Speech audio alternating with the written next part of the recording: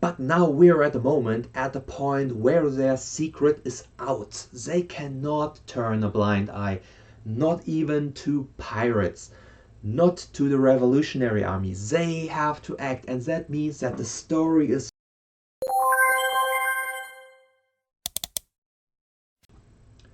a bit late to the game. I want to talk about One Piece latest chapter 1086. So we got quite a lot of revelations, but I think the most important thing is not what was revealed through the chapter to us, the readers, but the fact, knowing that while this is a flashback to us, the readers, this is actually Sabo telling his story to the revolutionary army and thus informing Ivankov and Dragon about what occurred at Marijo, the Holy Land where the Tenryubito, the world nobles, reside, and what transpired, how King Cobra died, and the truth about Imu, or at least as much truth as we know.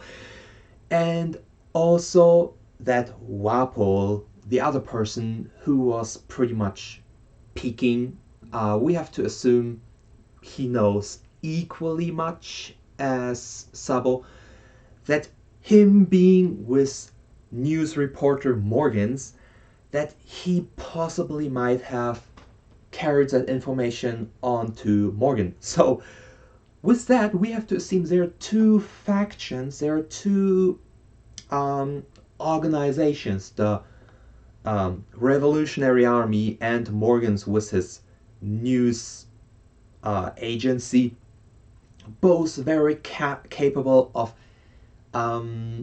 carrying out this information. And what that means is that the world government, specifically the five elders and Imu, they have to assume that their secret is out and that there's a high risk of their secret being leaked to the whole world. This means that we're now at a situation, at a point of no return. We are at the point where the world government can no longer sit idly. They have to act, react in this situation. This is kind of like a Doflamingo situation where at one point Doflamingo knew he could not go back to silencing Dressrosa, the country. The how to say, like the news got leaked and he got exposed, Doflamingo, back then. So he resorted to basically evening the ground and just destroying Dressrosa. His solution was the birdcage. For the world government, it seems their solution seems to be that technology that it seems Vegapunk built. Fans had suspected these light beams raining down from the sky to be the third ancient weapons, but it's not. Whatever. So, this weapon very well capable of taking out kingdoms, countries, is also important to keep in consideration for the next point I want to come up with, which is why pirates and piratey in the One Piece world is so prevalent, has not been stopped up till now. While the world government might be very capable of subduing, controlling, and completely erasing whole kingdoms, nations, islands, which are stationary on a map, it might be really hard to eradicate and fight pirates in a world that is basically a giant ocean. Yes, we have the different oceans, East Blue, North Blue, South Blue, and West Blue, and the Calm Belt and the Grand Line, but it's basically a giant ocean. So the One Piece world is a world that's basically one giant ocean, only separated by a rim, by a line of land, the red line. So it's mostly water. And in this water world, with some islands here and there sprinkled in between, pirates that can move freely around are something that is just not easily targeted, that can't be taken out through such a weapon. So probably pirates have always been something that the world government left up to the Marines, which is kind of like the sea police. So pirates, as long as they are doing their pirate stuff, pirating, stealing, robbing, pillaging, murdering, and whatnot pirates do, the Straw Hat Pirates are more tame in that regards. They don't really fit classic pirates, but, well, pirates, probably while they're a nuisance, the world government was able to not keep a complete blind eye but close one eye and leave it up to the Marines, like a Tom and Jerry cat and mouse chase where the pirates just naturally emerge. The world government itself, as the overarching structure, could always deal with the more important pressing matters, actually controlling nations, controlling the world, and being this one world government.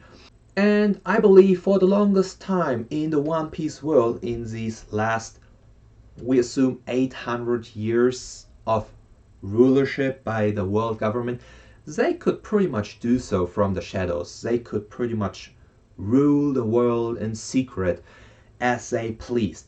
But now we're at the moment, at the point where their secret is out. They cannot turn a blind eye, not even to pirates, not to the Revolutionary Army. They have to act, and that means that the story is more and more pushing towards confrontation, escalation, and the final conflict. We will see the story pushing towards the final confrontation, the final battle with not just the Marines, but the world government, the Five Elders, and above Imu. The final battle for freedom, for the liberation of the world, for Luffy as Joy Boy to free the world from that overarching, sinister, all-controlling world government. And this I sure believe to be the last saga. This was Oda's promise. I think many fans can see, yes, I said it many times, the pace picked up, it sped up, and Oda is really progressing the story quickly. But I don't believe this current story to be the final arc.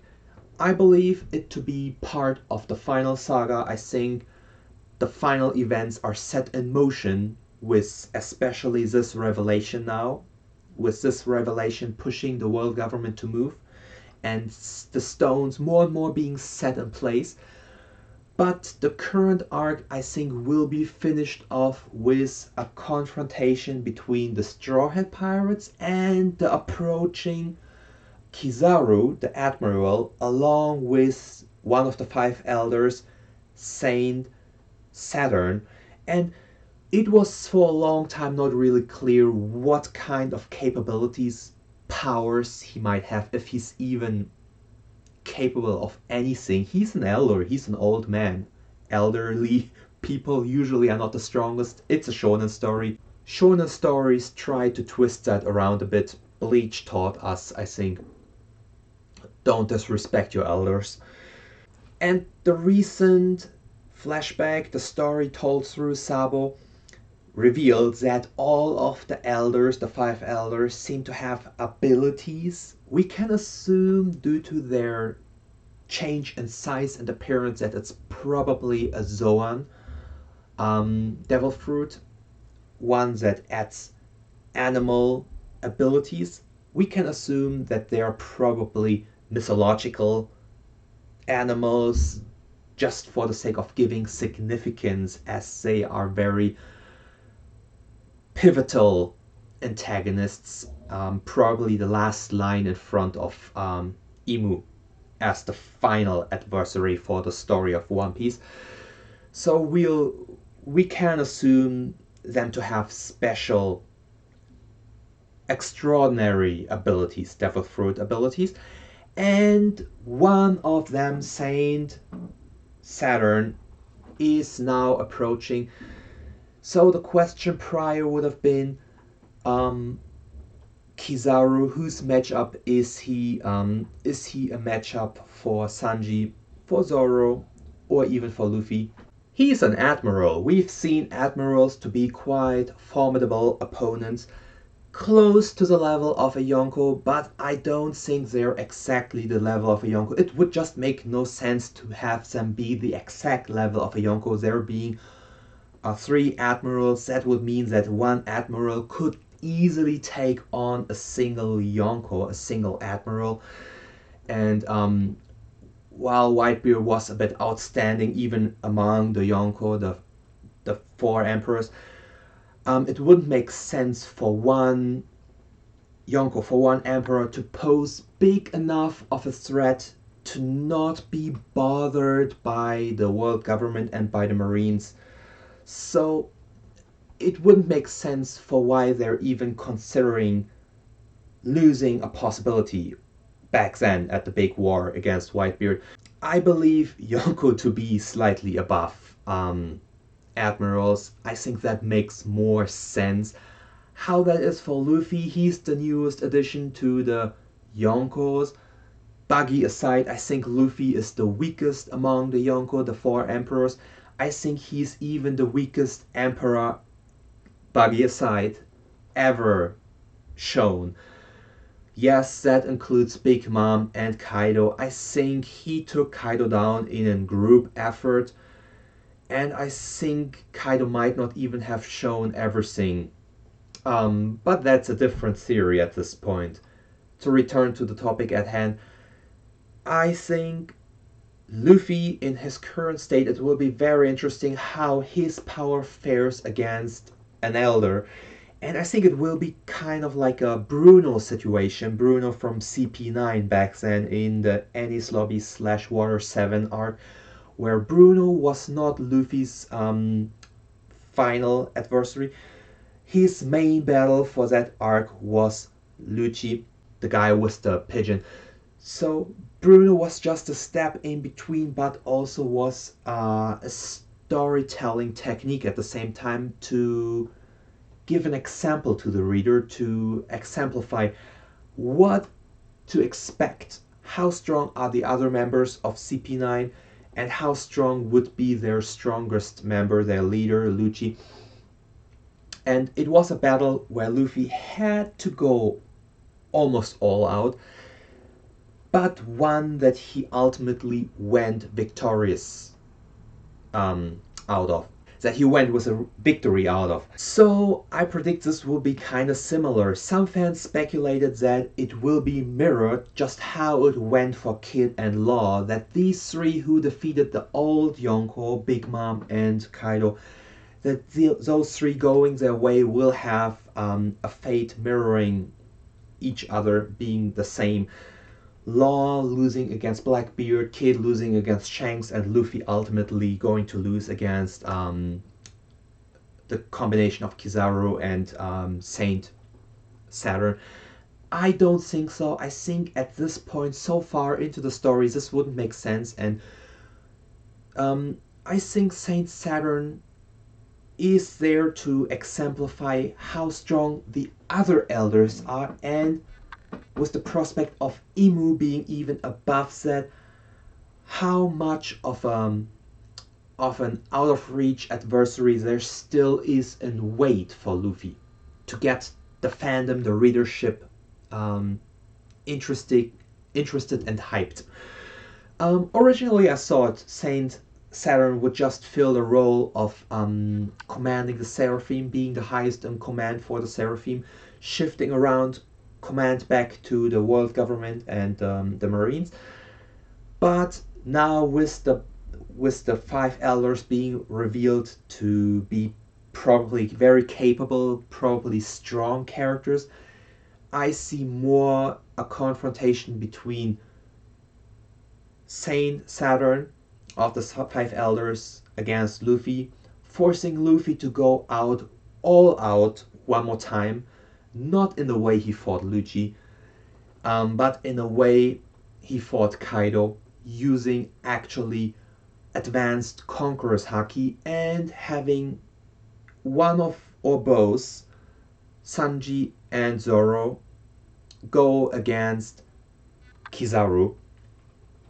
A nice, a nice analogy in that situation would be Rayleigh, first mate of Goldie Roger, go toe to toe with Kizaru before the time skip, him clashing with Kizaru. So it would be a really nice analogy to see Zoro as Luffy's first mate, as Luffy's first crew member, his right hand man, to go against Kizaru in a clash.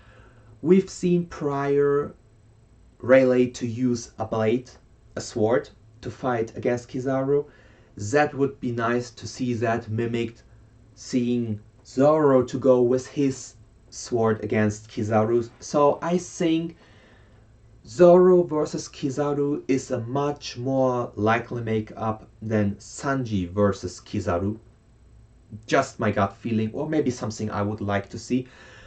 But I think that will be the final confrontation for that arc, for the Egghead Island arc, and we will see how Vegapunk and the other characters, Bonnie, how they're going to be implemented further down in the story, how Morgan is going to play into that, as he seems to be very close in the vicinity with Vapol, who was seeing and observing the situations that transpired in Marijo along with Princess Vivi.